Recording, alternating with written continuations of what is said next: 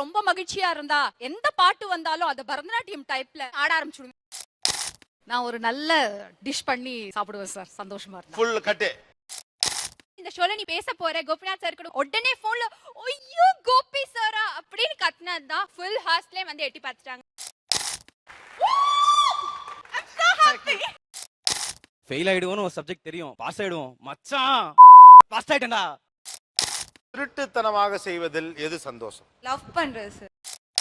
ஒய்ஃபுக்கு தெரியாம நம்ம பார்த்து அட்மையர் பண்றது வந்து கலோக்கியல சைட்டுன்னு சொல்லுவாங்க. ஏதோ ஒன்று நடந்திருக்கு சந்தோஷமா, உங்கள் மகிழ்ச்சியை எப்படி வெளிப்படுத்துவீர்கள்? ரொம்ப மகிழ்ச்சியா இருந்தா எந்த பாட்டு வந்தாலும் அத பரதநாட்டியம் டைப்ல ஆட ஆரம்பிச்சுடுவேன். எல்லாரும் பார்த்துதான் ஆகணும் அத. அப்ப நான் பட்ட வேதனை இருக்கே, அந்த வேதனை.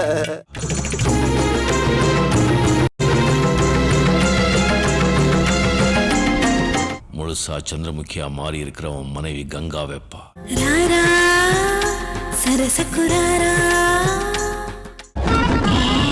பேதியில போவான், அது என் பொண்டாட்டில. 40 மார்க் பாஸ் ஆகிற மாதிரி படிச்சிட்டேன். அடுத்த நாள் காத்தால நான் ஸ்கூலுக்கு போறச்சே ஃப்ரெண்ட்ஸ் எல்லாம் அப்படி இருப்பா, ஏய் கெத்ரி நான் படிச்சு முடிச்சிட்டேன் சார். சூப்பரா பண்ணுங்க சார், என்னோட பண்ணுங்க. ஏய் கெத்ரி நான் படிச்சு முடிச்சிட்டேன், பாஸ் ஆயிடுவேன் அப்படின்னு கத்திருவேன் நடு காரிடார்ல போய்.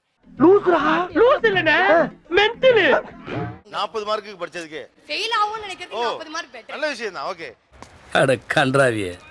நான் ஒரு நல்ல டிஷ் பண்ணி சாப்பிடுவேன் சார், சந்தோஷமா இருந்தா. ஃபுல் கட்டு.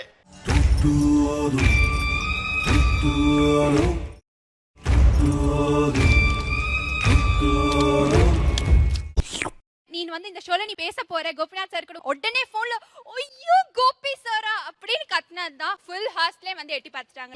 அரே பாப்ரே, ₹1 இப்படி நடிக்கிறானே, இவனுக்கு 50 காசு கொடுத்துருக்கலாம் போல. இந்த வாரம்ல நமக்கு தெரிய மாட்டேங்குதேம்மா. சீரியஸா என்ன விட்டீங்கன்னா எனக்கு ஆட்டோகிராஃப் நின்றுவேன். ஆக்சுவலா என்ன பிடிச்ச உட்கார வச்சிருக்கனால உட்கார்ந்துட்டு இருக்கேன். ரொம்ப வருஷமா எனக்கு ஆசை இருந்தது இந்த இடத்துக்கு வரதுக்கு. அந்த அளவுக்கு சந்தோஷமா இருக்கேன். இப்பவே ஒரு சைன் போட்டு கொடுத்துருங்க. கையில சைன் போட்டு என்ன பண்ணுவீங்க? பரவாயில்ல சார், அழிக்காம கழுவாம நான் ஜெராக்ஸ் எடுத்து வச்சுக்குவேன். இவன் சரியான பைத்தியம் இல்ல, சரியாகாத பைத்தியம்டா. I'm so happy. எல்லாரும் பாத்துக்காம கோபிநாத் சார் என் கையில சைன் போடுறாரு. I'm so happy. இதெல்லாம் நடக்குமா நினைச்சனே, நடந்துருச்சு. பக்கத்துல இருக்கவங்க ரொம்ப அடிச்சு அடிச்சு என்ஜாய் பண்ணுவாங்க. பக்கத்துல இருக்க எப்படி அடிச்சு அடிச்சு பேசுவீங்க? எப்படி பத்தலங்க. இதெல்லாம் ஒரு சந்தோஷமா? சந்தோஷத்தோட அளவு எனக்கு தெரியணும். ஏய், என்னைய வச்சு ஒன்னும் காமெடி கிமெடி பண்ணலையே. தெரியலங்க சந்தோஷத்தோட அளவு. பயங்கர சந்தோஷம், பயங்கர ஹாப்பியா இருக்கீங்க. இன்னும் ஹாப்பியா இருக்கீங்க.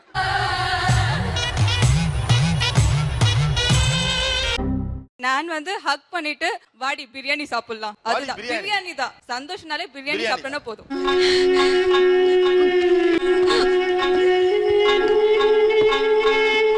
நான் எனக்கு ஒரு ஹாப்பி வந்துச்சுன்னா உடனே என்னோட ஃப்ரெண்ட்ஸ் ஓடிடுவேன் அவங்க வீட்டுக்கு. ஓடி போய் முதல்ல விஷயத்தை ஷேர் பண்ண உடனே அவங்க வாயில எதுனா அவங்க வீட்டுல என்ன இருக்கோ கையில உடனே வாயில வச்சிருவாங்க. ரொம்ப சந்தோஷமா இருந்தா நான் கண்ணாடி முன்னாடி போய் நின்னுக்குவேன். கண்ணாடி முன்னாடி என்னெல்லாம் செய்வீங்க? செஞ்சு காட்டுங்களேன். பயவுள்ள ஒரு பேச்சுக்கு சொன்னா உடனே செக்அப் பண்ணி பாக்குது. கருணை, சிந்தனை, வீரம் இதெல்லாம் செய்வேன். கிளி கிளி கிளி கிழிச்சிட்டாடா டார்லிங். டைரக்டர் வந்திருக்காரு, கால்ல விழுந்து ஆசீர்வாதம் வாங்க. பசங்க எப்படிலாம் வெளிப்படுத்துவீங்க? கெட்ட வார்த்தை வந்துரும் சார். ஓ, என்னையா இது? ஃபெயில் ஆயிடுவோம்னு ஒரு சப்ஜெக்ட் தெரியும், பாஸ் ஆயிடுவோம். மச்சான் பாஸ் ஆயிட்டேன்டா. ரொம்ப வித்தியாசமான ஆளா இருக்கானே. பைக் எடுத்துட்டு என் ஃப்ரெண்ட்ஸ் ரூமுக்கு எல்லாம் போயிருந்தேன் சார். ஓகே. போய் ஷேர் பண்ணிட்டு அவங்களோட ஜாலியா பாருக்கு போயிட்டு என்ஜாய் பண்ணிட்டு. சின்ன குழந்தை மாதிரி வீட்டுக்குள்ளேயே வண்டி ஓட்டுற மாதிரி, கார் ஓட்டுற மாதிரி அப்படியே வீட்டுக்குள்ளேயே சுத்துவேன். அப்படின்னு அப்படியா? ஓட்டுங்க வண்டி ஒண்ணு. அவன் குழந்தையாகவே மாறிவிட்டான். நல்லா தாங்க ஓட்டுறீங்க. ஆனா இந்த வயசுல இந்த மாதிரி ஜாலிங்க, நல்ல ஃபீல். சார் எனக்கு சந்தோஷம் வந்தனாக்க நான் ரசிச்சு சிரிப்பேன். அதோட வெளிப்பாடு ஒரு சர்டிபிகேட் கொடுத்து எனக்கே கொடுத்துப்பேன். சூப்பர்டா, ஏ ராதா, கிரேட்டா. மாதவா, எத்தனை சிக்கல் வந்தாலும் பிரிச்சு மேஞ்சிரியடா. எப்படி உன்னால மட்டும் இந்த மாதிரிலாம் முடியுது? உச்சகட்ட சந்தோஷம்னா பாத்தீங்கன்னா என் குழந்தை இருக்கு சார், 6 months பேபி. அவளை வந்து எவ்வளவு கொஞ்சம் முடியுமோ அவ்வளவு கொஞ்சம்.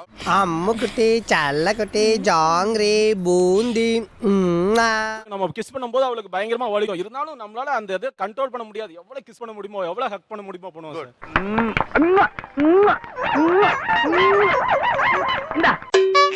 திருட்டுத்தனமாக செய்வதில் எது சந்தோஷம்? லவ் பண்றது சார்.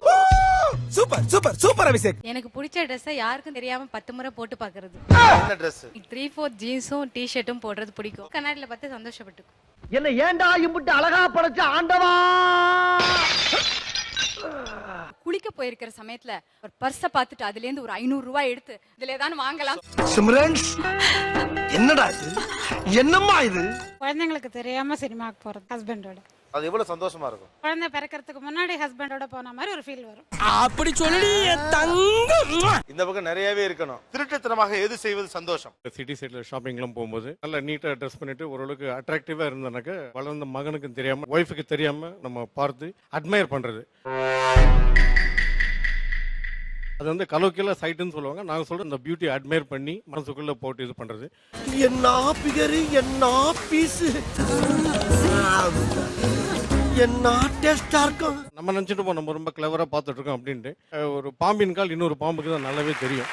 மூக்கு புடப்பா இருந்தா சில நேரத்துல இப்படி எல்லாம் யோசிக்க தோணும் கொஞ்சம். ஒரு 3 மாசம் வேலை இல்லாம இருந்தோம். வேலை இருந்த மாதிரி நடிச்சு திருட்டுத்தனமா இருந்தேன்.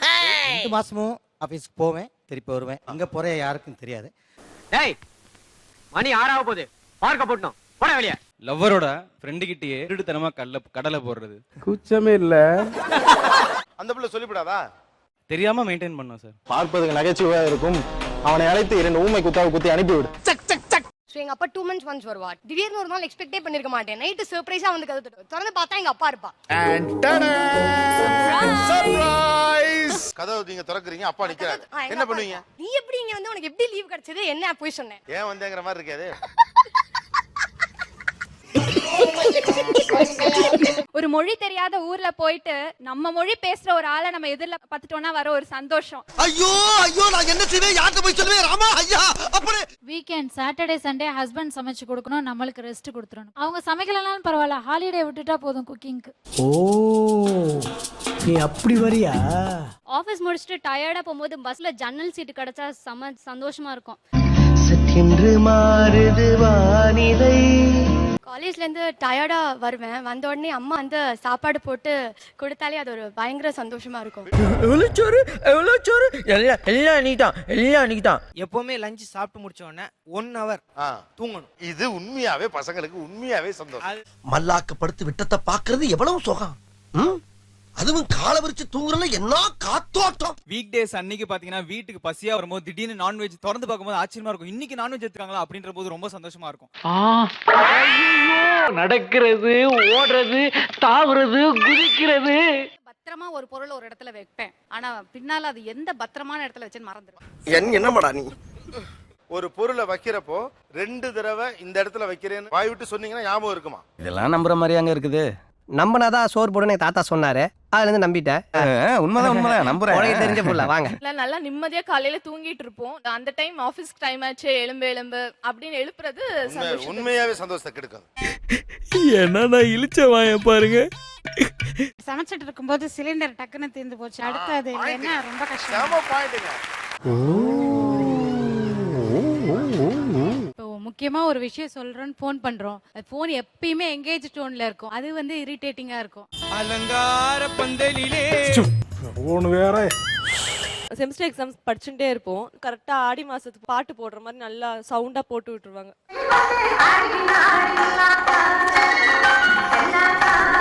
சேலரிக்காக ரொம்ப வெயிட் பண்ணிட்டு இருப்போம். அன்னைக்கு வந்து சேலரி டேட் வந்து மாத்தி இன்னொரு நாள் மாத்திட்டாங்கன்னு வச்சுக்க, அன்னைக்கு ரொம்ப கஷ்டமாயிடும்.